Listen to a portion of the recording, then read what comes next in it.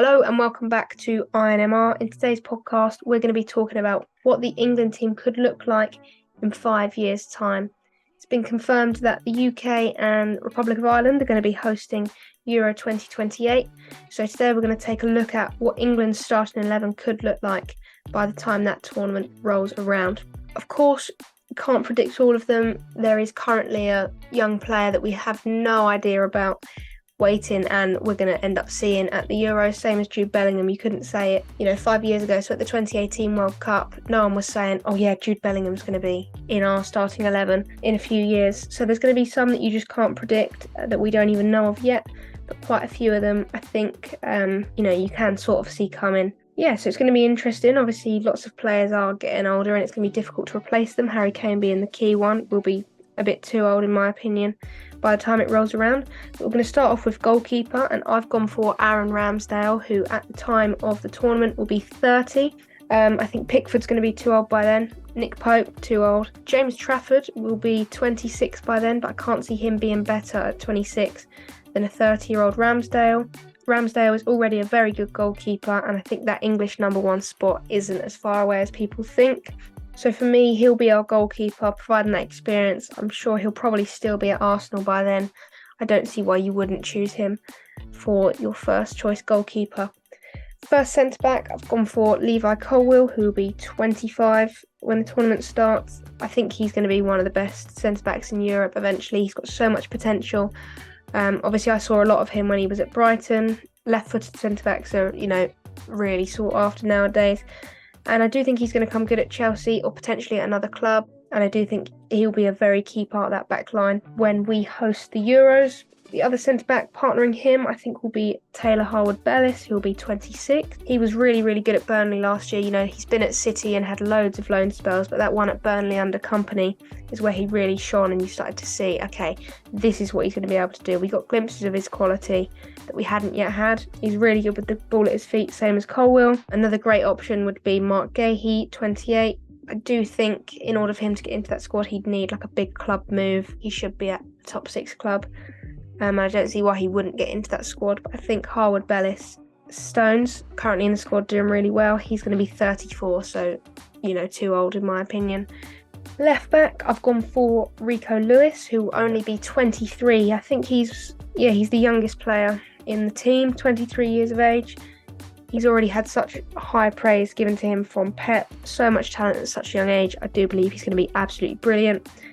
He won't even have reached his prime yet, so I think that just shows how high his ceiling is. He's so good already at 18. He won't be in his prime at 23. We've got so much time with him on that left side, and I do think he's going to do really well. Chilwell will be 31. Can't see how he's going to play.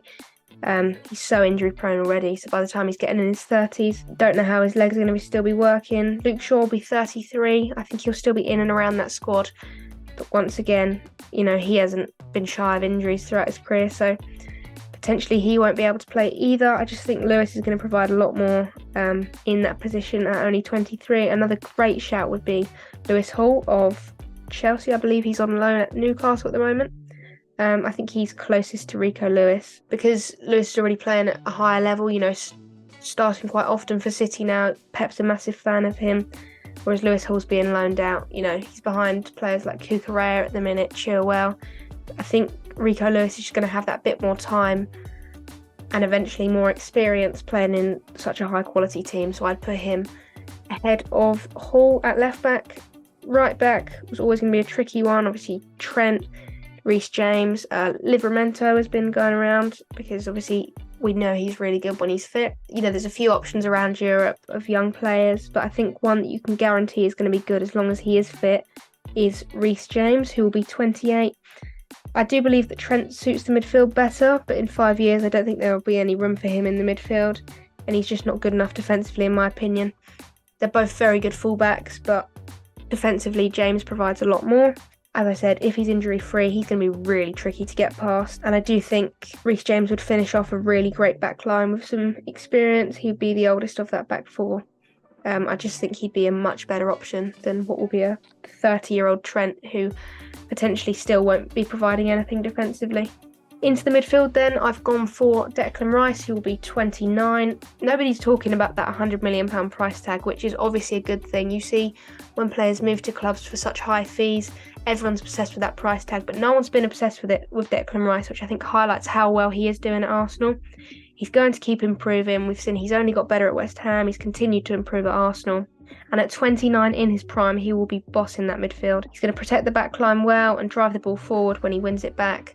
I think he's going to be a really key player, and an underrated one at that, because, you know, he does the bits of football that you don't always enjoy so much. You know, you like to see maybe a Jude Bellingham pushing forward and doing all the fun midfield bits, or the wingers or the strikers getting their goals. But Declan Rice just protects that back line and just charges forward when he needs to. And I do think he's going to be a really, really strong asset in that midfield. Second midfielder, I'm going for Curtis Jones, who will be 27. I think everyone's been aware of his ability and potential for the last 2 or 3 years, maybe. And he's really making a name for himself at the moment. He's getting more game time in a midfield that is actually really tricky to get into. You know, you've got players like Gravenberch, McAllister, Soboslai, brought in Endo. You know, he's in a midfield that is actually, there's a lot of options, and he's getting in there consistently and performing. You know, when you've got these great players around you, sometimes you stick out like a sore thumb because you're not up to the level that they are. But actually, he's done really well. He's held his own. And as we're seeing him in that starting 11 more often, we're seeing that he's adapting to it. He's playing really well. He does really well in the England youth setups as well. In my opinion, he's one of those players that just seems destined for the England team. I do think he goes under the radar sometimes, but he's definitely a player with a lot of talent. Finishing off the midfield then, the most obvious one in my opinion is Jude Bellingham, who will be 25. He's the first name you think of. He's one of the world's best players already, and he's going to continue to be so for the next 10 to 15 years in my opinion. I can see him being captain. He's so mature already. You see the way he leads, the way he led even at 17 at Birmingham, how he led the squad at Dortmund, how he was. He's so mature even when he was a teenager. Now at just 20, he's at historically one of the best clubs in the world, and he's just making it look easy. So yeah, I can see him. He's got all the attributes you'd need to be England captain. He's a one-of-a-kind player, and he's going to take England very far for years to come, in my opinion. So you can't not put Jude Bellingham in that squad. On the right wing then, we've got Bayo Saka, who will be 27, another top player, endless potential, another one who I think is still going to be at Arsenal by the time this Euros rolls around. He's so good at getting past players, providing assists, getting on the score sheet himself. He can do it all. I do think at that point, people argue he's a world-class player already. I think at 27, that is when he will be a truly world-class player, and he'll be unstoppable, properly honed his talent. I can't see many better wingers in world football in 5 years' time than Bayo Saka, because he's already so good. And his potential is limitless. On the left, I've gone for Phil Foden. Obviously, he doesn't play as much under Southgate at the minute, but I don't believe Southgate is going to be England manager in 5 years' time. Foden will be 28 by then, and I think whoever does come in next, they'll start him, no doubt. He is absolutely unbelievable, and I can't believe that we don't play him more often. He can play in the midfield as well, so if needed, he can come in more central. So versatile as a player. So good on the ball. Another player who I can see being a world-class talent in 5 years' time. He's definitely got the potential to go and do so. And the striker that we're going to have in that England team is going to have no lack of chances being created with those two on the wings. Foden on the left, Saka on the right. We're going to get an abundance of chances, so we need a great goal scorer up top. And I think this is probably the trickiest position to fill in, because you're following after Harry Kane, who's arguably one of the best goal scorers that we've seen, especially in this generation. I've put Ollie Watkins. He'll be 32. This is the one where I think you would hope that we've got a player that we don't know yet. You know, like a 17-year-old coming up through the rankings now that we've got no idea about, who's going to just suddenly burst and get straight into that squad like Bellingham did during the Euros. And he's just going to explode and get so many goals for us, and no one can even see them coming yet. No one knows their name. No one knows who they play for. But by the time this 2028 Euro rolls around, everyone's going to know his name. But for the minute, I'm going to go for Ollie Watkins. He's a great goal scorer already. As I said, very tricky to follow Harry Kane. if it is Watkins, that will be probably our weakest position. He's a good goal scorer, but this is the most vital position. We need to get goals to progress through these tournaments.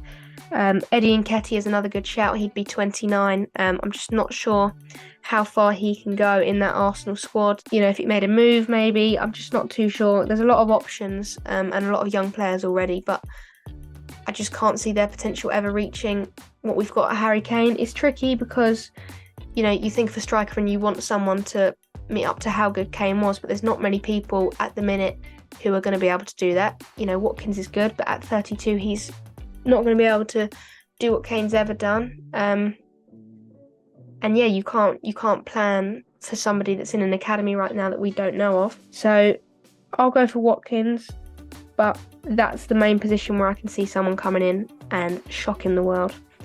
So that is my England starting 11 for the 2028 Euros. We'll see in 5 years how accurate that's going to be. I think there's a few players in there who are, just a given. Saka and Bellingham being the key ones, in my opinion. I don't see how they can't be in there. That is where I'm going to end today's podcast. Thank you very much for listening, and I will see you in the next one.